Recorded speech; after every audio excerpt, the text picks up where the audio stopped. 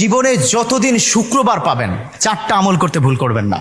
আজকে শুক্রবার না, আমি জানি না 4টা আমল করেছেন কিনা বা করছেন কিনা, আপনারা মিলিয়ে নেবেন। যদি 4টা আমল আজকে না করে থাকেন, আজকে থেকে জীবনে যতদিন শুক্রবার পাবেন 4টি আমল করতে ভুল করবেন না। পারবো তো ইনশাআল্লাহ? ইনশাআল্লাহ। 1, দুরূদ পড়া। আমার বিশ্বনবী দুরূদ সম্পর্কে কত অসাধারণ কথা বলেছেন। একজন সাহাবা এসে বললেন, ইলা রাসূলুল্লাহ সাল্লাল্লাহু আলাইহি ওয়াসাল্লাম, ও নবী, আমি যদি আপনার প্রতি দিনের 1/3 ধরে দুরূদ শরীফ পড়ি আমি কি নিয়ামত পাবো?